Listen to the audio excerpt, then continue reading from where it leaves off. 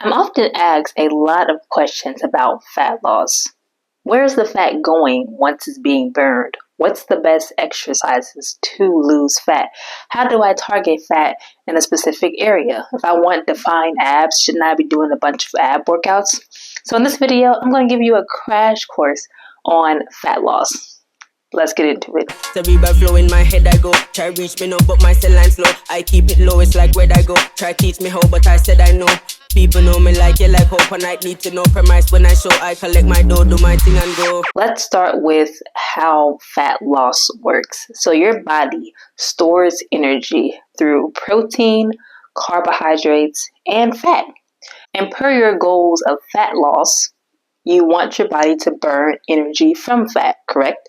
So what your body does is when you're exercising or just exerting any amount of energy, your body is going to have to convert those things, protein, carbs, or fat, into ATP, which is energy, in order to provide your body with the energy to do whatever it is you're doing. So if you're running, you need energy. So your body's like, okay, come on, let's convert these macromolecules into energy to help this person move forward. This is why exercise is recommended, because you're exerting a lot of energy, so your body is going to need to rapidly convert these things into energy. Okay, so how do we just target the fat?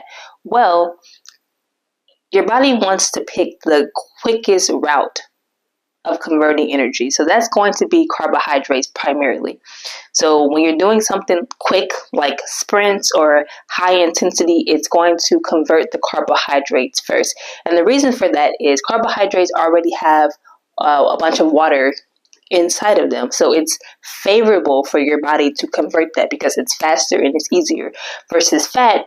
Fat is going to need an enzyme to bind to it in order to transport it. So it takes a longer route to convert that as well. So your body will still do it, but it's not going to do it immediately because right now we need immediate energy. And this goes back to ancestral times. You know, when you're looking at that lion in the woods, that panther out in the jungle, and you're locking eyes and you know you're about to run, your body's not going to take the longest route to convert energy. It's going to take the fastest one, right? Because we need to run now. So it's going to do the carbohydrates first. After that, it'll target your fat. And then lastly, it'll target the protein as a last resort. So this is like when we're in that very fasted, no food in our system, then your body is going to start breaking down your protein for energy as well. So first carbs and then fat. Okay, so you may be thinking, well, how do I just get it to skip over the carbs and get right into the fat? We'll get to that a little later in the video. Let's talk about how this process works. Where is the fat going? Where are the carbs going? How is it being burned? Well, when it goes through this process of being broken down, the end product is usually carbon dioxide and water. So the carbon dioxide you're going to exhale. So literally when you're working out and you're on that, that's your fat coming right out of your mouth. That's your carbohydrates coming right out of your mouth. So it's converting it to that carbon dioxide that you're then going to breathe out. And then the water, we're going to get that out through sweat. We're going to get that out through urine. We're going to get that through your feces. So we know wherever water is going to secrete through your body, that's you also burning off the carbs and burning off the fat. Now I know what you're thinking. I know your mind was going to go there. How much you sweat isn't a direct correlation on how much fat or carbs you're burning. That is not how that works. Sitting here right now recording this video, I'm probably sweating. So sweat works differently for different people. So don't rely on how much you're sweating to tell you how much you're burning. Just don't go there. Sweat is also a genetic thing, so keep that in mind. So going back to our previous question on how can we just target fat? Well, we can't. Okay, we can do things to kind of manipulate it. So for example, like I said, your body is going to rely on those carb stores first. But what if you don't have any carbs in your body? Well, it has no choice but to get the fat. So this is where like fasted exercise can come in handy, because if you didn't consume any carbs, your body won't have too many carbs to burn. But this can backfire, because depending on the kind of exercising you're doing, you're going to need a little bit of carbohydrates to give you the energy to even put in that amount of work. So the key here is to pick fast digestible carbs. So they'll burn up the fastest and then get into your fat. And let me be clear, it's not like carbs are burned primarily first, and then once all those reserves are gone, then it begins burning the fat. They're burning simultaneously, but depending on what you're doing, you might have a higher rate of one or the other. So if you're sprinting, say this is fat and this is carbs. When you're sprinting, you're burning this amount of carbs and this amount of fat, and it's going like so. When you're running a marathon, now we're getting to more fat because we're just lightly jogging. So now we got fat at a higher level and carbs at a lower level, but we're still burning both of them.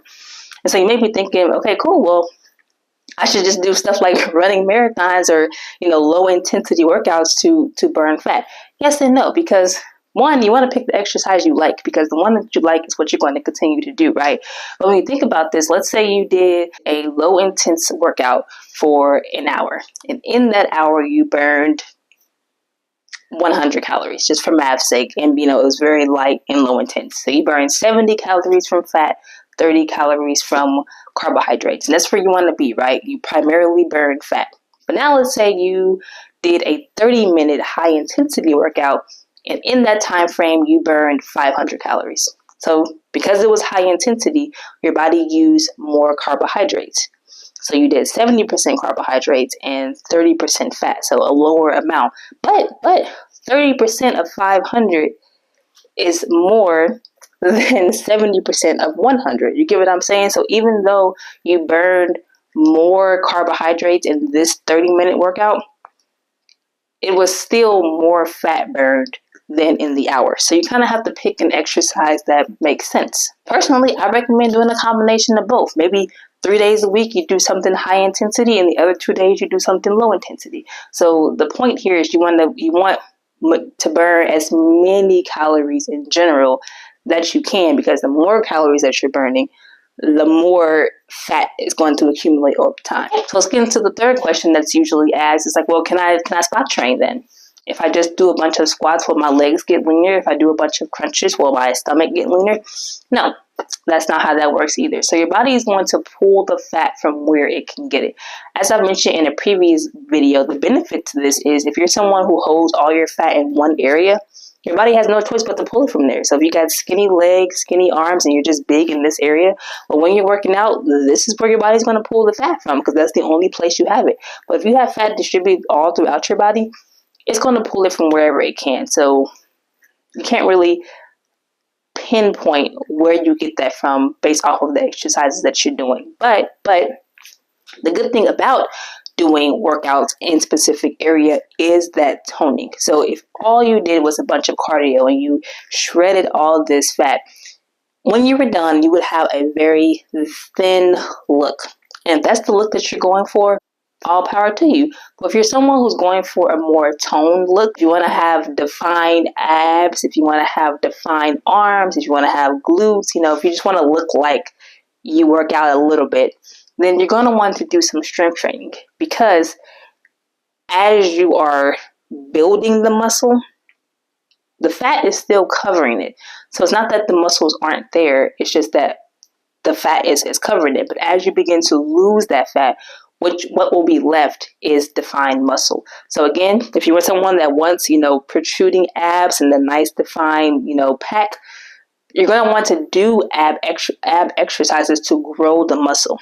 So it's not about losing fat in the abs, it's about growing your muscles so that when the fat is gone, you have a nice size. So in summary, if fat loss is your goal, I want you to do these 3 things. 1, control your intake of calories. Try to eat things that are lower in calories, because the less calories you have, the more, when you exercise, will come from fat. Think about this. If you ate 2,500 calories today and then you go work out and you burn 500, well, there's still 2,000 calories left that's still in your body. So it's a lot easier to eat less than it is to exercise more. So we want to reduce our calorie intake by eating whole foods and things that aren't so calorie dense and more nutrient dense. That's number 1. Until you want to exercise and move our bodies around, we want to give our body a reason to burn energy. If you're just sitting on the couch all day and you're laying on the bed all day, your body has no reason to burn any energy because you're not doing anything. So if you're moving around, your body's like, okay, let's convert this energy. Let's convert this fat into energy because our human vessel is moving around and we need to make sure that they can keep going. So decrease calories, increase exercise. And then lastly, do exercises you like for sure, because again, if you don't like it, you're not going to keep doing it. But if you can, try to like things that are a little more high intense. So if you're doing strength training, try to do lighter weights and more reps. Keep your heart rate up. If you like to walk, power walk. If you like to swim, swim at a decent pace to keep your heart rate up. So the idea here is the higher your heart rate, the more energy you're going to need, and the more fat you're going to end up burning. And the less of your time, because again, you could go walking for 2 to 3 hours and burn a lot of calories. But if you only wanted to work out for 30 to 45 minutes and lose fat, you're going to have to make it a little more high pace. It's all about the time you have to allot to this. I said this was a crash course, but it seemed to be longer than a crash course. I intended this to be like an 8-minute video, but we'll see with the editing how long that ended up being. But yes, so there is your crash course on fat loss, and this is how you can use these tools to achieve your goals and reduce the fat that you have in your body. The knowledge we gain is powerful, but it's the knowledge we share that makes a difference. So please share this with someone that you know is on the fat loss journey and could really use a little assistance. Maybe they're feeling stuck. Maybe they're feeling like they don't know where to go. Maybe they feel confused on how this process works. So share this so they know how to move going forward. Check out my other videos in the playlist, body education, on any other things like this video today. If you did like this video, you know what to do. Give me that beautiful, beautiful thumbs up, and I'll catch you in my next one. As always, don't forget to crush it.